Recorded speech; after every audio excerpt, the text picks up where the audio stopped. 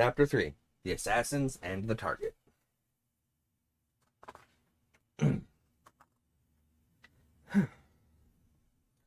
Inside the room was opulence made manifest. The best of the best, enough to make the wealthiest of nobles envious. In the center of its spacious layout sat Haldor Barn, reclined on a sofa. He brought a glass of wine to his lips as his features twisted in a wry, unpleasant expression.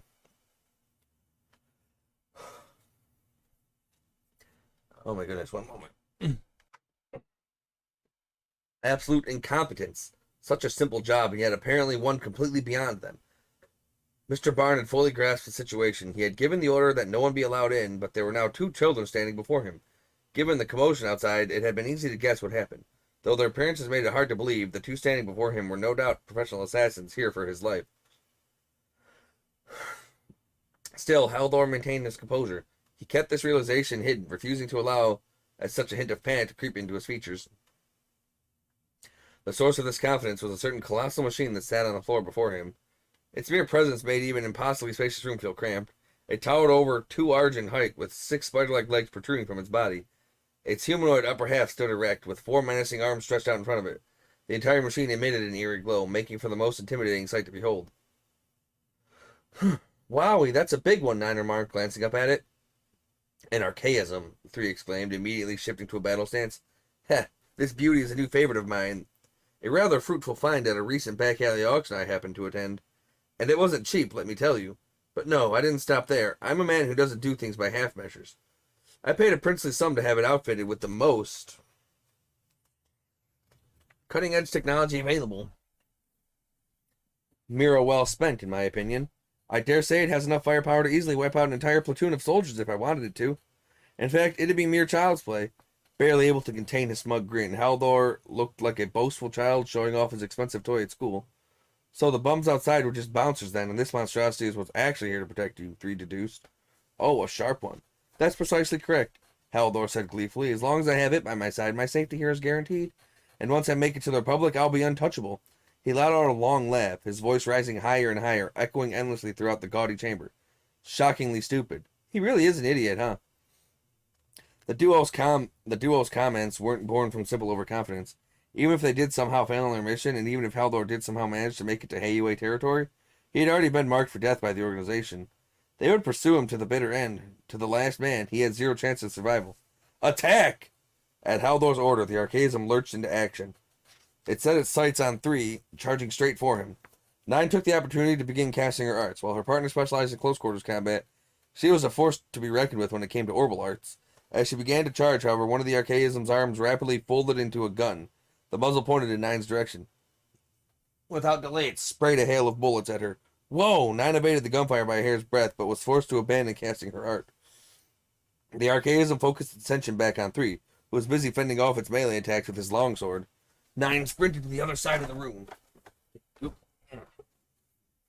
cast her arts again. The machine's aim was too adept. However, she found herself unable to escape it long enough to get an art off. It appeared that her foe was equipped with a powerful arts detection sensor, one that allowed her to identify incoming orbital attacks and counterattack before they could be launched. Yeah, I hate that. Friggin' bosses have arts canceling in the games. Hate that.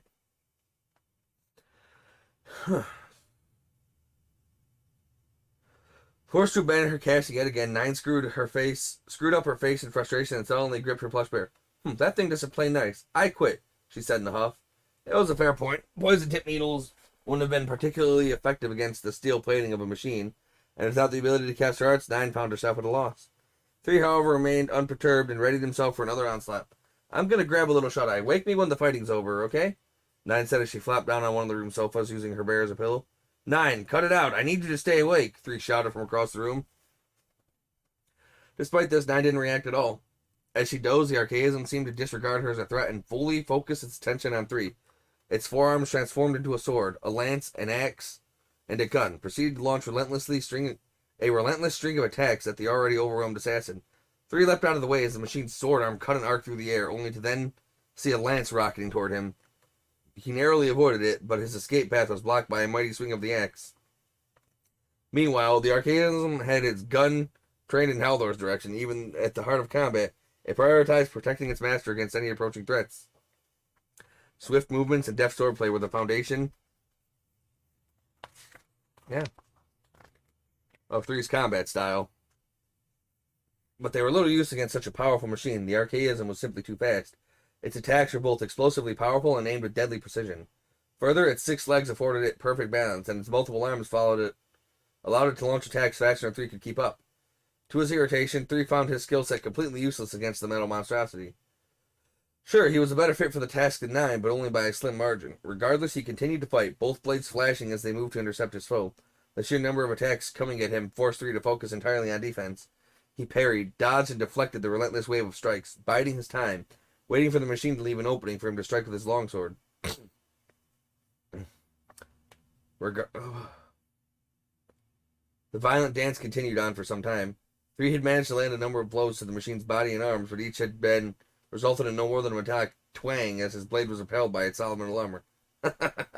It's no use, child. That armor was specially commissioned, and your pathetic little butter knives wouldn't have a snowball's chance in Gehenna against them. Haldor's mocking tone grated on 3's nerves. It was made worse by the fact it was clear he wasn't lying. 3's attacks had been completely ineffective so far. Still, 3 had yet to suffer any wounds. Given how things were going, though, it was only a matter of time before he was slowly worn down. Analysis complete. 9 suddenly began speaking, apparently having woken up from her nap, still lounging on the sofa. She continued, her voice flatter and more precise than usual. Arms, joint 1, down 5 reach. Legs, joint 2, up 3 reach. Waist, rotation axis, center. Left side of chest, up 2/5, left 1/5.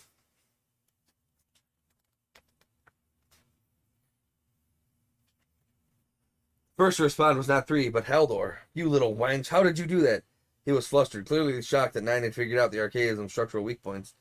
9 slowly rose from the sofa and reverted back to her usual drawl, sleepily rubbing her eyes as she spoke. I could tell by the sound. It takes a bit of concentration, though. Pure disbelief was etched into Haldor's face. 3, on the other hand, looked as composed as ever. He had known from the start what 9 was doing. He was simply buying time until the analysis was complete. S! Now! Right. 3 readied himself and rushed to the Archaism, his swordplay swifter than ever. A veritable tornado of slashes and stabs. Each of his attacks hits upon one of the weak points that 9 had pointed out. He suddenly switched to his short sword and performed the same volley of attacks, hitting each point a second time. But the result was the same as before. Nothing save the same high-pitched metallic sound that rang out with each hit. It didn't appear the Archaism had been damaged in the slightest. Haldor was beside himself with laughter, relishing watching the young assassin struggle. What a joke. You can swing those little swords of yours until the palms come home, but you're never getting through that armor. All part of the process. Letting this simple reply linger in the air, 3 lined up his short sword with an empty section at the base of his longsword. The 2 blades locked into place, becoming a single weapon, their sharp edges lining up perfectly. At first glance, it would be difficult to tell the 2 were ever anything but a single sword. Haldor watched the process with interest, and then burst into mocking laughter a moment later. Proud of your pocket knife, little boy. Do you honestly think that will be your ticket to victory? Truth be told, even in its combined state, the reach of 3's sword hadn't improved in any way, nor was the weapon sharper or faster. The slightly increased weight of the blade may have provided some increase in power, but certainly not enough to break through the Archaism's thick armor, given the opponent at hand, the weapon truly seemed a little better than a toy. 3 chose to remain silent and let this weapon do the talking. He swung it at a weak point in the Archaism's leg, the same spot he targeted before. This time, however, his strike was followed by a loud explosion, and the Archaism's leg flew across the room. The blast seemed to have come from within the Archaism itself, and was powerful enough to have blown its limb clean off. At a glance, it seemed similar to a fire element art, but neither 3 nor 9 had appeared to have cast anything. Even if they had, the Archaism's sensor would surely have detected. What the? Haldor stammered, his face twisted with shock and fear. Another swing by 3's sword, followed by another explosion. A second of the Archaism's limbs was sent flying to a corner of the room. What the hell is going on? Haldor screeched, no longer trying to hide his panic. His tone quickly deteriorated from alarm to abject terror. This is no ordinary sword, 3 began to speak, his face devoid of expression. It's fully integrated with the battle ornament, forming a single weapon. Well, strictly speaking, I suppose it's closer to an ordinary ornament than a battle ornament. As he spoke, he continued his attack, his swordplay not pausing for even a second. An ornament with a single function, a controlled explosion on points I designate. However, its activation requires each blade to have separately made contact with the intended target area. You can think of the marks as targeting coordinates, essentially.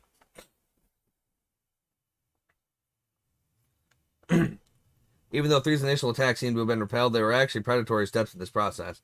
The subsequent explosions were the true attacks. The third strike to the same location, this time made with the unified blade, results in the explosion. The location and timing specifications were complicated, as was the use of the specialized orbit in conjunction with some automated processing. The end result was an instantaneous cast time.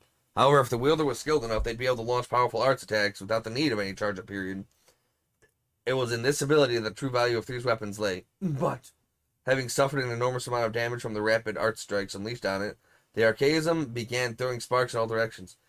It began to dawn on Haldor that victory was no longer an option for him, and he began desperately looking for a means of escape. Stop! Stop fighting and get me out of here! Now! He ordered the Archaism in a shrill yell. Reacting to its new orders, the machine quickly rotated its torso and began moving towards him. I don't think so, a lazy voice called out from across the room. During the commotion, its remaining spider-like legs had been bound with a complex web of steel thread, rendering it immobile. This is the end. Three quickly struck its remaining weak points in rapid succession. The resulting series of explosions tore the machine to pieces, littering its surroundings with burnt steel and charred components. When the smoke had cleared, the room was so filled with broken parts it was more scrapyard than sweet. What remained of the Archaism's body ceased all functions and collapsed, its chassis mangled beyond recognition. Three deftly wove his way through the junk scattered at his feet, silently moving toward Haldor. Stay back! A pitiful squeak escaped Haldor's throat as he scrambled backwards away from the approaching assassin. There was nowhere to run, however. Three's mission was nearing its end, yet he didn't feel happiness or even relief. He took a step closer. He felt the sword suddenly grow heavy in his hand. He forced himself to take another step. His legs felt like they were encased in concrete. His whole body felt like it was desperately rejecting his advance, trying to pull itself away. Another step. This was how it always ended. All that remained was for him to fulfill his role. He was nothing but a tool, a machine. This was how it was supposed to be. Three took one final step forward. There's no need to share any details with you. Still, I figure you at least deserve to know who's ending your life. To know, Three thought to himself, whose name to curse as you burn in the fires of Gehenna. I am Three of Swords. He plunged his blade deep into Haldor's chest, piercing the man's heart. I am an assassin for the organization. By this point, the panic on the second floor had largely subsided, and the ship's security guards were finally starting to move up to the third floor. Picking up on this, 3 and 9 quietly broke open the window and jumped through it to the sea outside. It's a good thing this mission wasn't on an airship. That would have made escaping way more of a pain, 9 remarked. Agreed. She was right. Escaping from an airship would have necessitated a specialized aircraft for the operation, as well as forcing the two to leap from ship to ship midair. It wouldn't have been entirely impossible for the young assassins, though, and surely someone in their wide world had carried out such an operation before. 9 softly called out to 3, using her preferred nickname for him. He was a corrupt man, an evil man. The two of them looked back towards the ship. There was no need for further explanation between the two. Yeah, 3 said quietly. I know. He had been thorough in reading through the mission dossier, and knew that what 9 spoke is true. Haldor was a bastard through and through. One that had performed all kinds of horrible acts in pursuit of Mira. His mere existence sullied the world, and society was better off with him no longer part of it. Not that it matters either way. When it came down to it, a hit was a hit. A target could be the person with the purest heart on the continent, or the scummiest bottom feeder imaginable. If an assassination order came in from the organization, 3 and 9 followed it. That's how it always was. I guess. 9 went silent. She took something out of her plush bear and began blowing into it. It gradually took the shape of an inflatable raft big enough for one. 9 climbed aboard it and flapped down, once again using her bear as a pillow. I'm going to catch another few winks. I'll leave this part to you, S, okay? This part meant for 3 to swim them both to shore. Your legs work just fine, he retorted. Do it yourself. Despite his words, 3 felt a twinge of something resembling affection in his heart. He and 9 had been operating together for over a year by this point.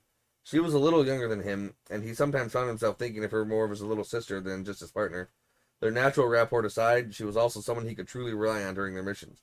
Despite this, 3 understood the situation. He understood that even if 9 was his partner, even if he thought of her as a little sister, he could never let his guard down. He could never truly trust her.